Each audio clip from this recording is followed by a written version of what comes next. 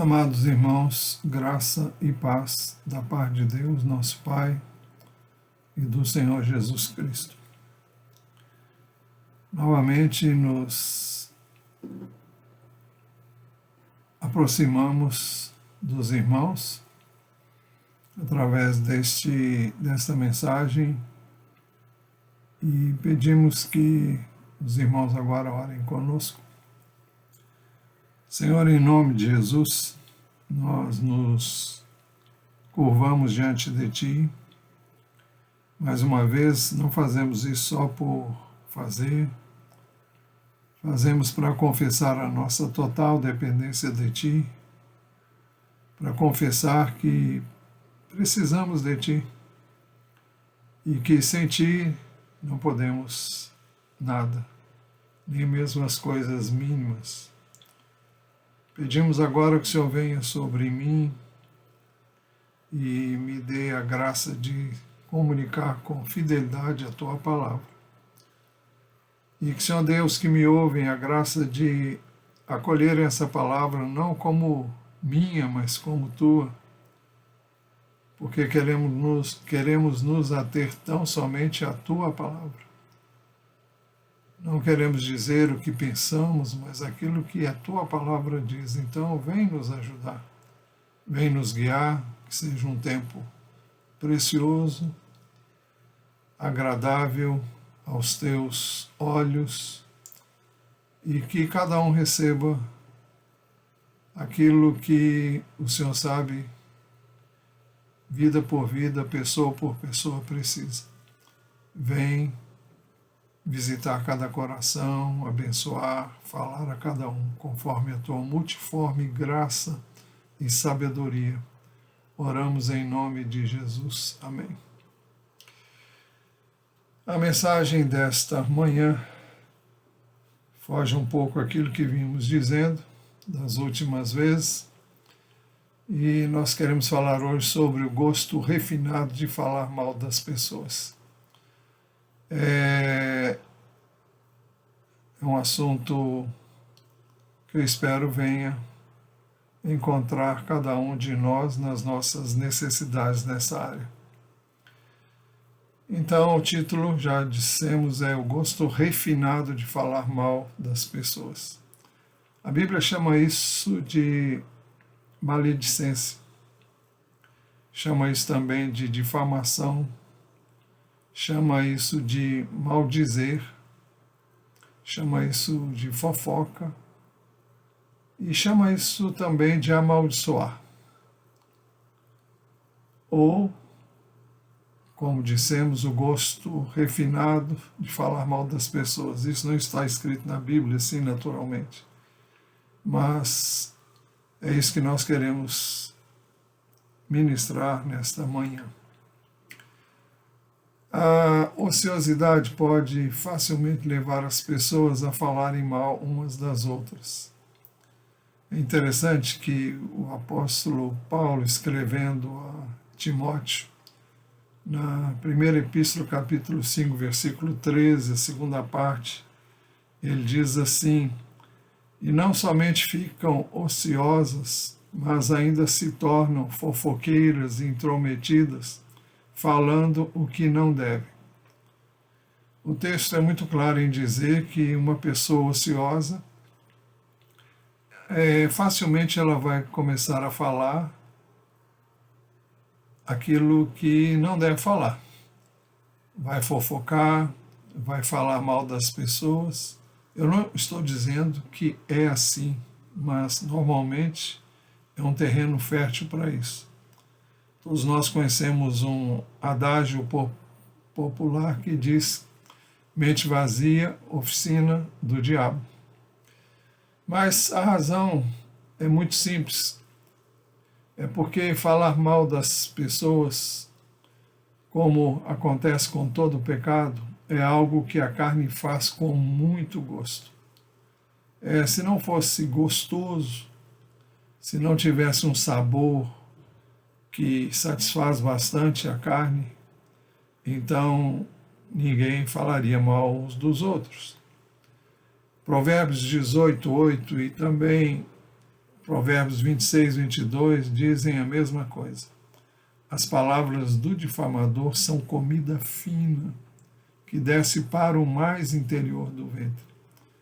Ou seja, é uma comida que você come com gosto. É aquilo que desce gostoso. Mas o que é isso? Aqui diz que são as palavras do difamador. Então, ela é como comida gostosa e por isso as pessoas muitas vezes se atêm a esse procedimento.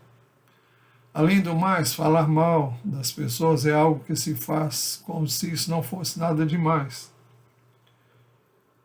As pessoas não veem neste procedimento um pecado assim terrível, mas poderíamos dizer que é um pecado tão grave como qualquer outro, que nós normalmente consideramos como grave, como matar, roubar, como adulterar,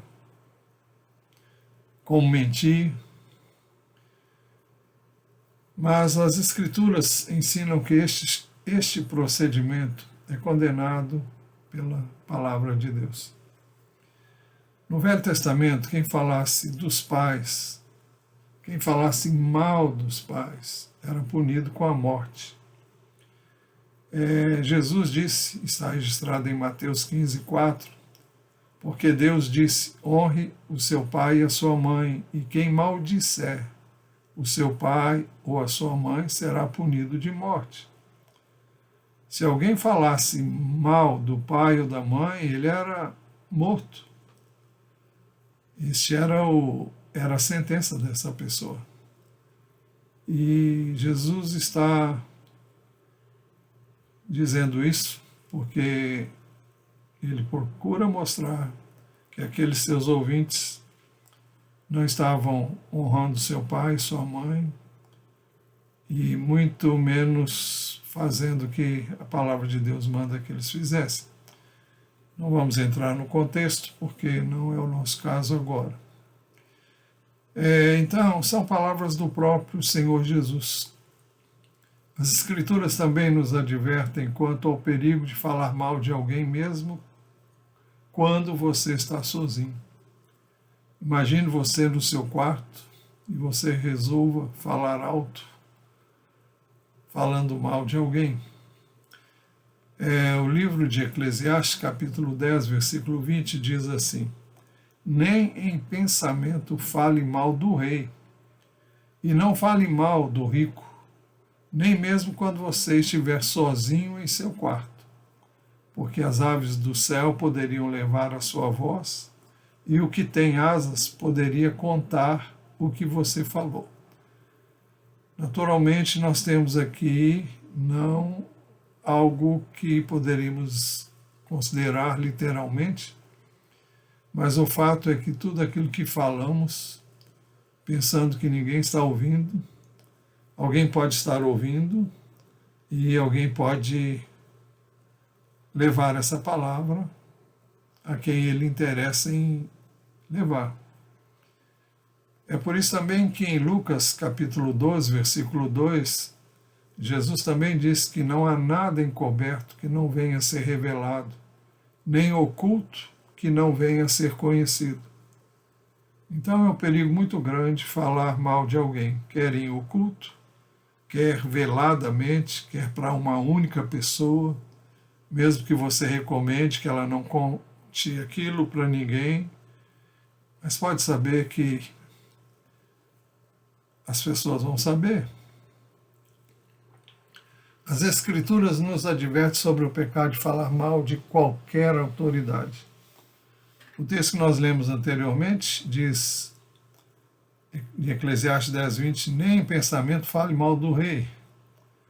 E algo aconteceu em Jerusalém com o apóstolo Paulo, e está registrado no livro de Atos, capítulo 23, e eu separei os primeiros 5 versos para compartilhar com vocês. E o texto deixa muito claro que eu e você não devemos falar mal de qualquer autoridade, seja ela qual for. Atos 23, versículo 1. Paulo está sendo julgado pelo Sinédrio, ele foi preso em Jerusalém e agora ele foi levado ao Sinédrio para ser por ele julgado. O texto diz que Paulo, fixando os olhos no Sinédrio, disse: meus irmãos, tenho vivido até o dia de hoje com a consciência limpa diante de Deus. Isso foi o bastante para que Ananias, o sumo sacerdote, mandasse que alguém que estava perto dele lhe batesse na boca, com isso dizendo: olha, isso não é verdade. E o apóstolo Paulo estava falando a verdade. O texto diz: mas Ananias, o sumo sacerdote, mandou aos que estavam perto de Paulo que lhe batessem na boca. Então Paulo lhe disse: Deus há de ferir você, parede branqueada. Você está aí sentado para me julgar de acordo com a lei e contra a lei ordena que eu seja agredido? Paulo se sentiu injustiçado e falou isso. Mas quem estava perto dele disse: os que estavam ali perguntaram a Paulo: você está insultando o sumo sacerdote de Deus? Aí Paulo teve que retratar-se. Paulo respondeu: eu não sabia, irmãos, que ele é o sumo sacerdote, porque está escrito: não fale mal de uma autoridade do seu povo. Então, Paulo tinha muita consciência quanto à questão de falar mal de uma autoridade. Hoje nós vemos como as pessoas, sem nenhuma restrição, falam mal de todas as autoridades. E dizem o que pensam e atribuem às autoridades constituídas aquilo que elas julgam essa pessoa é digna de receber através desse ato de falar mal destas pessoas.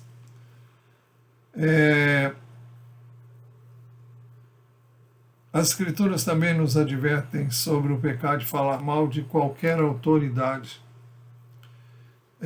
Há um relato muito significativo na Epístola de Judas, nos versos 8 a 10. Esse Judas, ao qual eu me refiro, tem um nome num dos livros do Novo Testamento, é irmão de Tiago e meio-irmão de Jesus, assim como Tiago também era. E então esses versos dizem assim: do mesmo modo também esses eram aquelas pessoas das quais ele vinha falando. Do mesmo modo também esses quais sonhadores contaminam a carne, rejeitam a autoridade, insultam os gloriosos seres celestiais. Contudo, nem mesmo o arcanjo Miguel, quando entrou em conflito com o diabo e discutia a respeito do corpo de Moisés, ousou pronunciar sentença difamatória contra ele. Pelo contrário, disse: o Senhor repreenda você. Esses, porém, quanto a tudo que não entendem, difamam, e quanto a tudo que compreendem por instinto natural, como animais irracionais, até nessas coisas se corrompem. Judas está combatendo aqui o fato daqueles que não aceitam nenhuma autoridade que Deus permite venha estar sobre as pessoas. E ele diz que ele está se referindo aqui, no caso, até as autoridades celestiais, anjos, principados, potestades.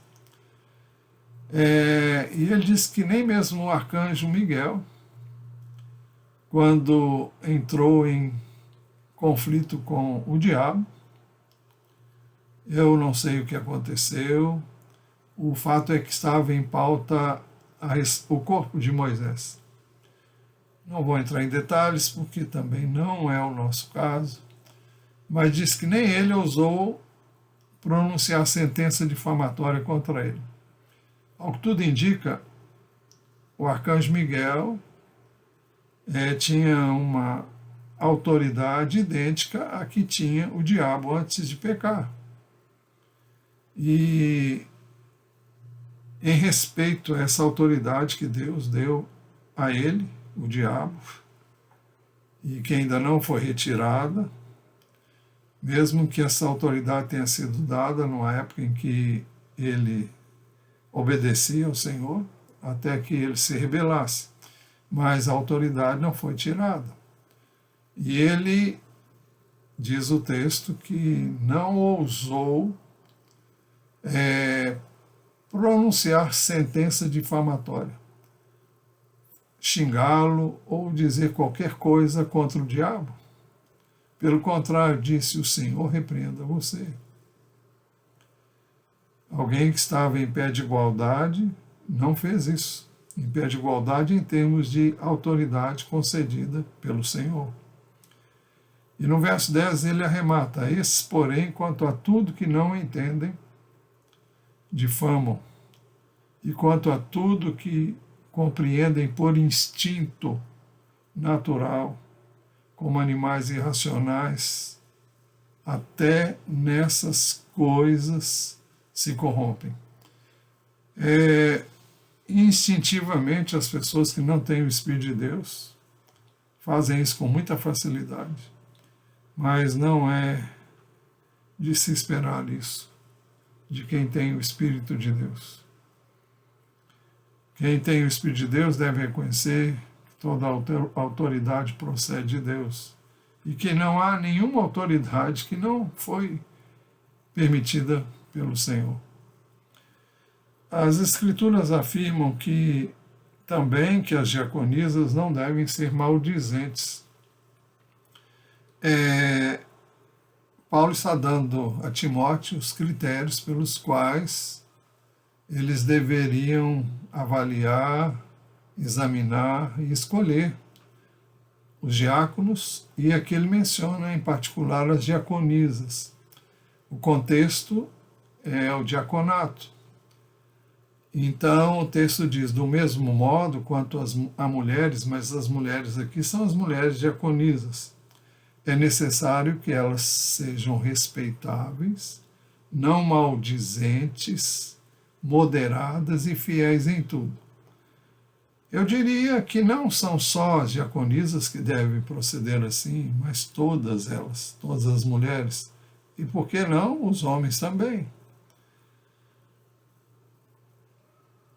As Escrituras afirmam que nós não devemos sequer nos associar com alguém que se diz irmão, mas é maldizente. Na primeira epístola do apóstolo Paulo aos Coríntios, capítulo 5, no versículo 11, ele diz assim: mas agora escrevo a vocês que não se associem com alguém que, dizendo-se irmão, for devasso, avarento, idólatra, maldizente, bêbado ou ladrão, nem mesmo comam com alguém assim. No verso anterior, ele estava dizendo que ele não se referia às pessoas do mundo, que não conhecem a Deus, porque senão nós não poderíamos viver no mundo.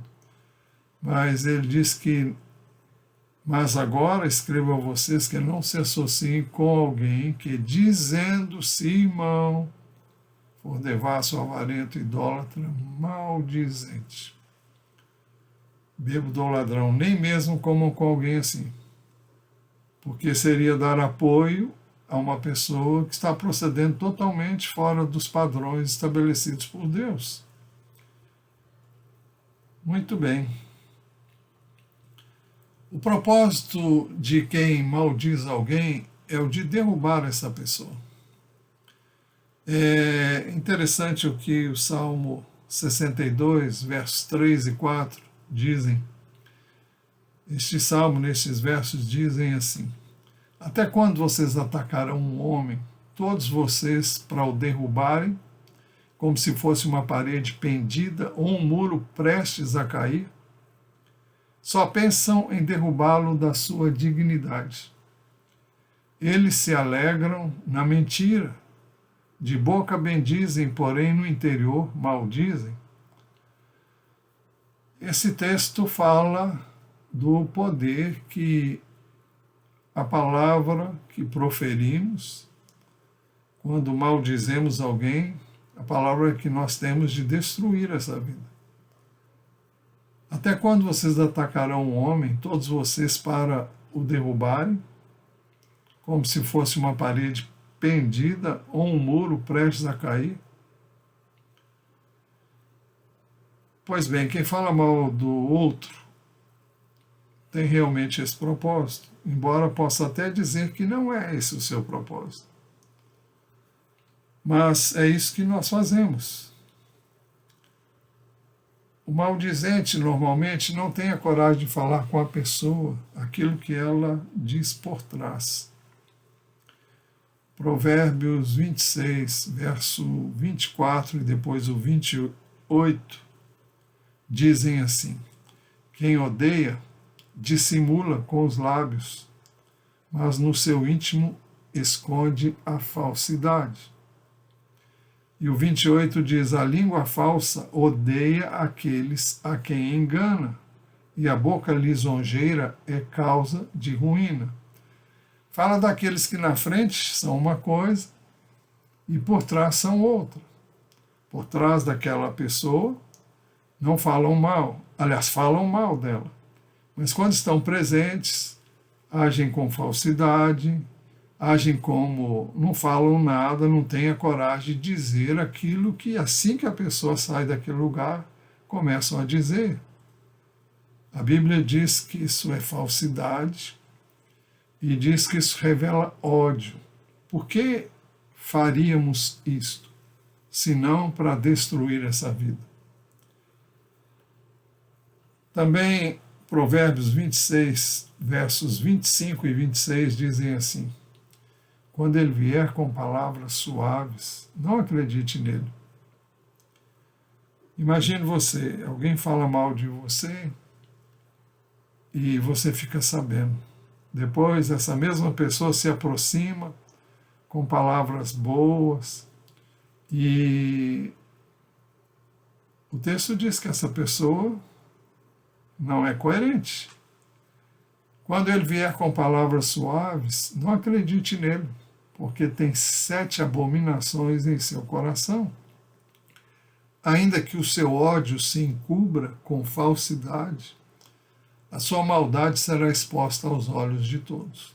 O texto é muito claro em dizer que é maldade falar mal das pessoas.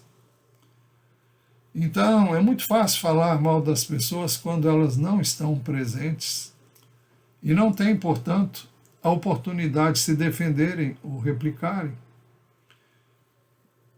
Jesus nos ensinou no Evangelho de Mateus que se nós virmos alguém fazer algo que reputamos por errado, devemos procurar essa pessoa sozinhos, falar com ela.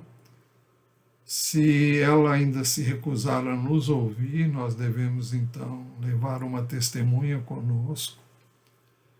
E se essa pessoa se recusar a ouvir você e a testemunha que você levou com você, então o assunto deve ser trazido e tratado para toda a igreja, com a reunião de toda a igreja.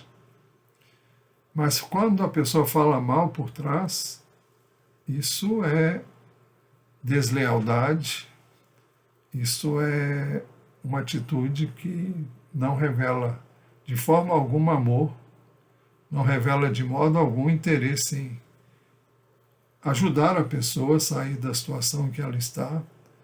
Não temos a coragem sequer de dizer a ela o que ela deve fazer, o que ela não deve fazer, à luz do conhecimento que você tem, eu tenho, da palavra de Deus, para ajudar essa pessoa. A língua tem sido instrumento para ferir pessoas, pelas quais se tem ódio para destruição. Pode parecer muito dura essa palavra, muito forte, mas Tiago 1, 19 e 20 dizem assim: vocês sabem estas coisas, meus amados irmãos. Cada um esteja pronto para ouvir, mas seja tardio para falar e tardio para ficar irado, porque a ira humana não produz a justiça de Deus. Por que eu estou falando em ira?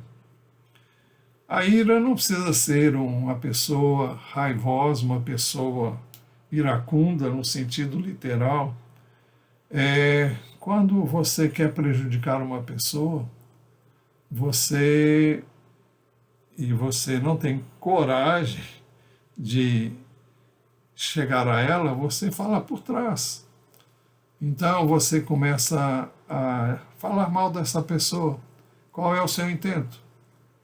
É você punir essa pessoa. Você quer que as pessoas fiquem sabendo o mal que essa pessoa fez, se ela fez o mal, e você quer que ela seja punida. E você vai procurar destruir essa pessoa com as suas palavras. Então, o texto diz que a ira humana não produz a justiça de Deus. Por mais irado que eu esteja, mesmo que essa ira esteja enrustida, se eu expressá-la através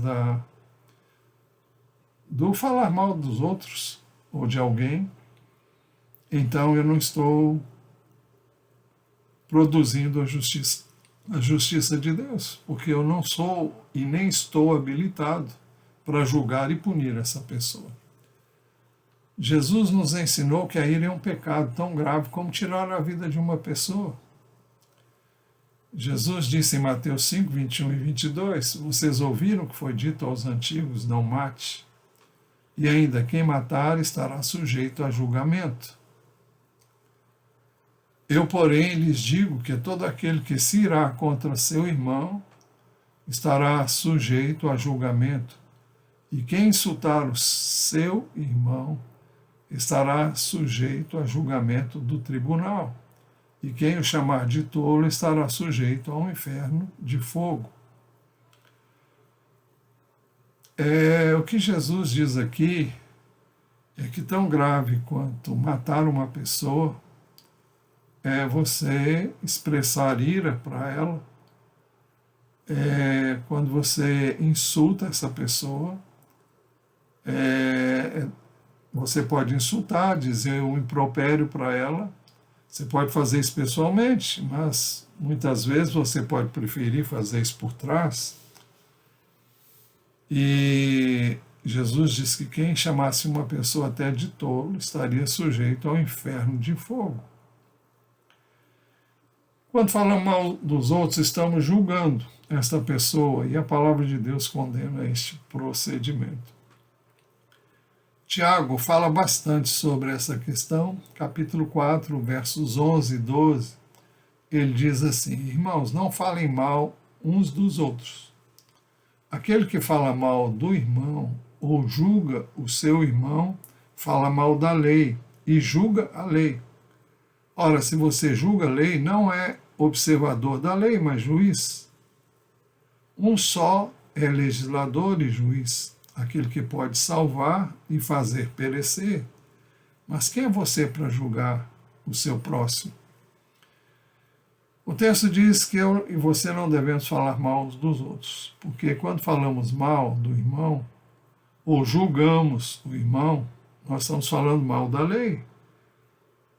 Isso significa que eu e você estamos indo contra a lei. Significa também, ele diz, se você julga a lei, você não é observador da lei, mas juiz, você se coloca acima da lei. Você julga e você condena essa pessoa, e você diz do que quer, falando mal dessa pessoa.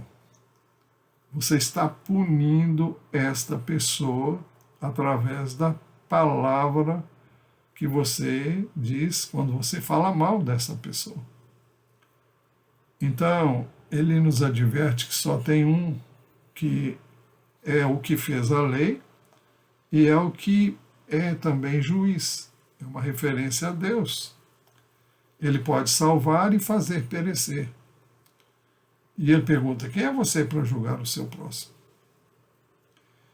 Eu tenho dito muitas vezes que quando nós julgamos as pessoas, nós julgamos com base naquilo que é a nossa história de vida. E se eu julgar qualquer pessoa pela minha história de vida, eu não vou fazer o que é justo. Porque a minha história de vida não é a mesma de qualquer outra pessoa. Deus conhece tudo o que cada pessoa viveu até esse momento. Ele pode considerar todas as coisas, pode relevar coisas que não relevaria em mim, em você, porque nós temos conhecimento que aquela pessoa não tem. Quem sabe o que ela já viveu na vida, quantas experiências ela passou, e eu não posso julgá-la com base no que eu sei, porque eu sei muito pouco. Deus conhece todas as coisas, Deus sabe tudo que essa pessoa viveu, sabe por que ela age assim, sabe dos seus complexos, sabe dos seus medos, sabe da sua insegurança, sabe tudo acerca dessa pessoa, e ele pode julgar com justiça essa pessoa. Eu e você não. Tiago tem ainda ensinos muito preciosos sobre o uso da língua. Ele diz assim no capítulo 3, a partir do verso 2, a segunda parte: se alguém não tropeça no falar, é um indivíduo perfeito, capaz de refrear todo o corpo. Ele está falando da disciplina da língua. Ora, se colocamos um freio na boca dos cavalos para que nos obedeçam, também lhes dirigimos o corpo todo. O que ele está dizendo é que se eu consigo dominar a língua, eu também consigo dominar o corpo todo. Aqui está em pauta o domínio próprio. Observem igualmente os navios que, sendo tão grandes e impelidos por fortes ventos, são dirigidos por um pequeníssimo leme e levados para onde o piloto quer. Então, ele diz que a língua é um órgão pequeno e, como é o leme de um navio, mesmo sendo grande, e o leme comparado com o tamanho do navio é tão pequeno, ele pode mover o navio para lá e para cá. O texto diz: observe igualmente os navios que, sendo tão grandes, impelidos por fortes ventos, são dirigidos por um pequeníssimo leme e levados para onde o piloto quer. Assim também a língua, pequeno órgão, se gaba de grandes coisas. Mas ele adverte: vejam como uma fagulha incendeia uma grande floresta.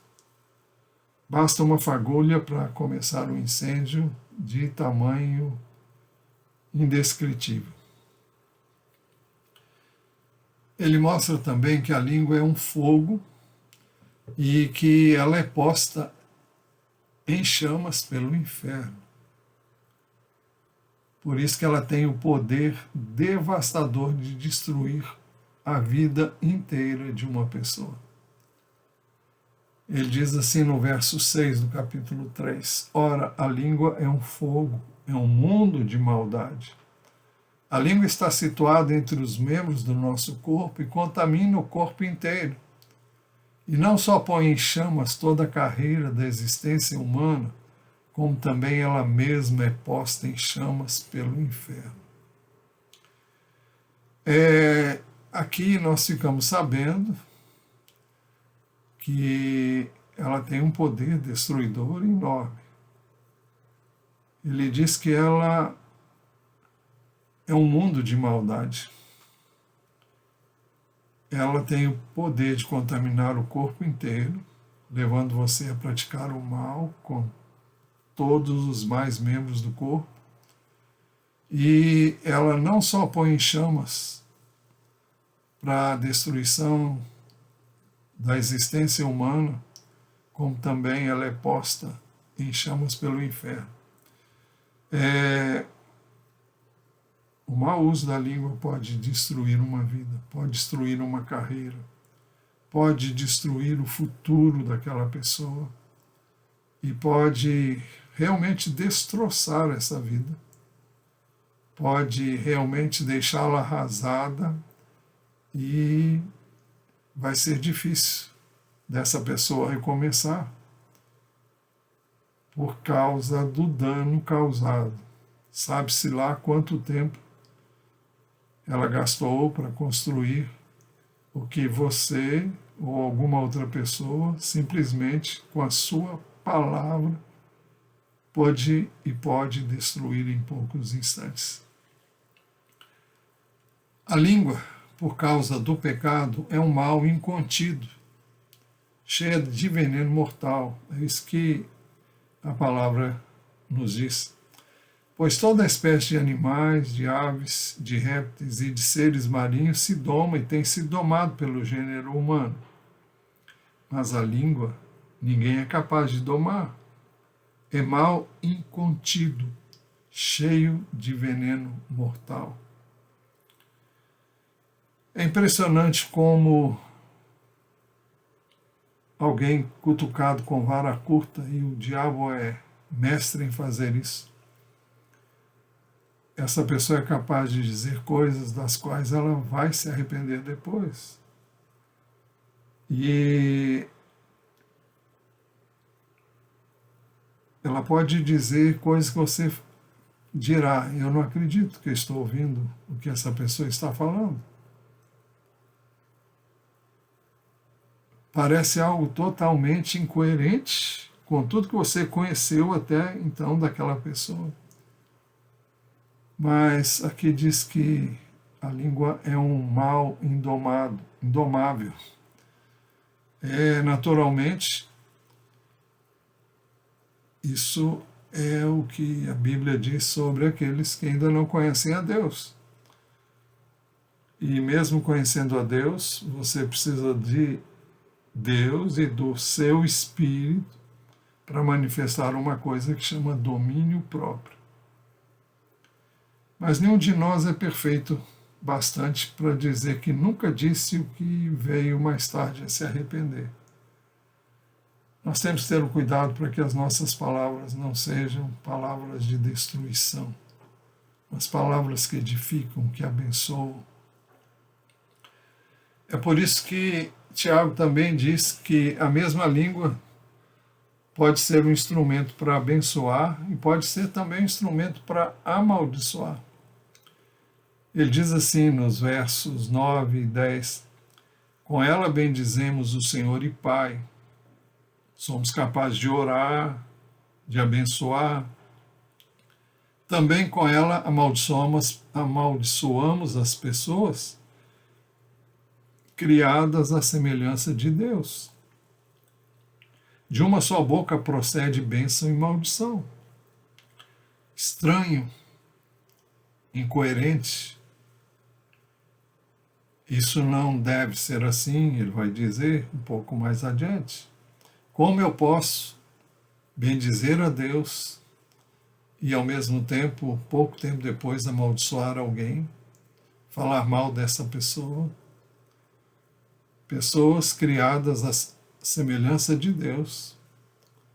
E como pode sair bênção e maldição da mesma língua, da mesma boca?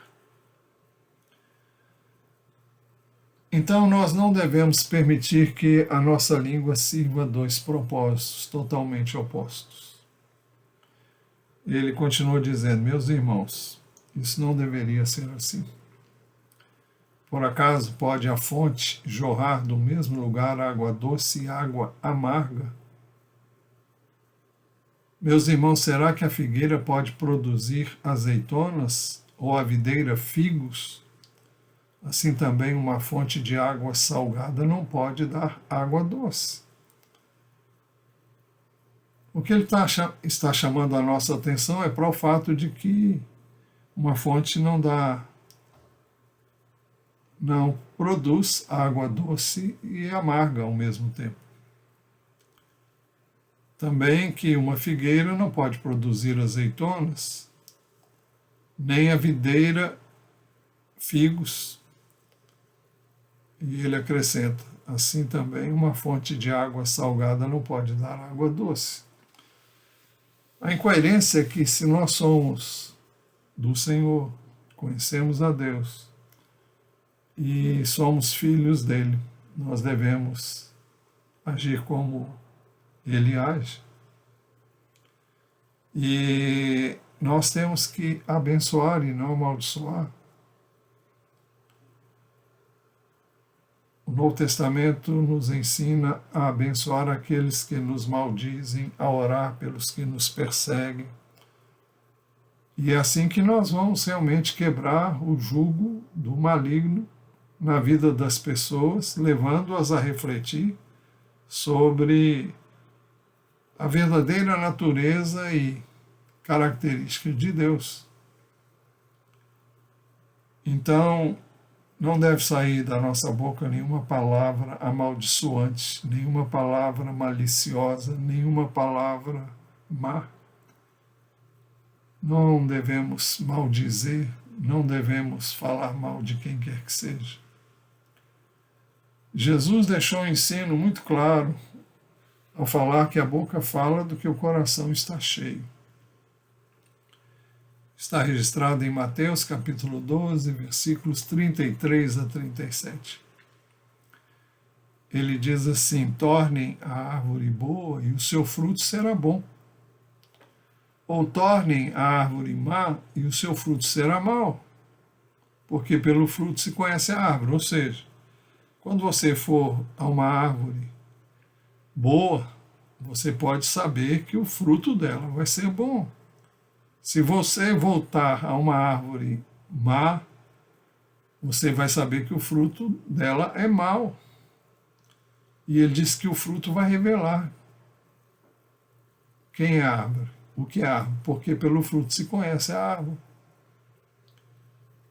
E ele usa um termo bem forte, ele diz raça de víboras. Como vocês podem falar coisas boas sendo maus? Porque a boca fala do que está cheio o coração. Então a questão é o que é que está no nosso coração. Isso vai nos fazer refletir sobre o que nós falamos. Melhor, aquilo que nós falamos vai nos ajudar a entender o que há realmente dentro de nós. Nós não podemos falar coisas boas sendo maus, Jesus disse. Como vocês podem falar coisas boas sendo maus?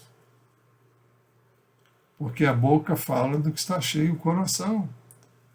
Ele diz assim: a pessoa boa tira do tesouro bom coisas boas, mas a pessoa má do seu mau tesouro tira coisas más. O que é que está saindo de nós? São coisas boas, são palavras que abençoam, são palavras que edificam, palavras que constroem, palavras que revelam o amor de Deus,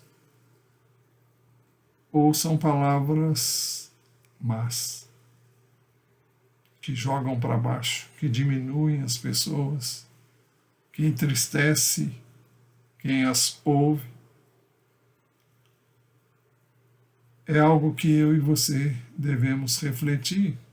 Jesus continuou dizendo: digo a vocês que no dia do juízo as pessoas darão conta de toda palavra inútil que proferiram.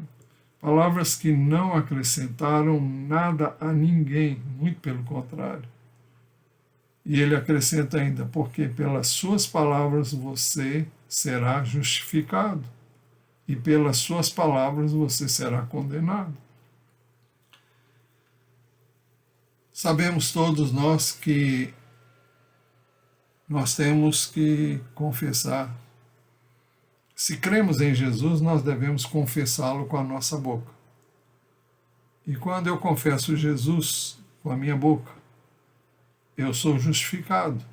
Eu me torno justo, não porque seja justo, mas porque Jesus levou sobre ele o meu pecado. E quem rejeita Jesus também vai ser rejeitado, vai ser condenado, porque rejeitou o meio através do qual Deus determinou que o homem pode ser salvo. Mas ele disse, porque pelas suas palavras você será justificado, e pelas suas palavras você será condenado.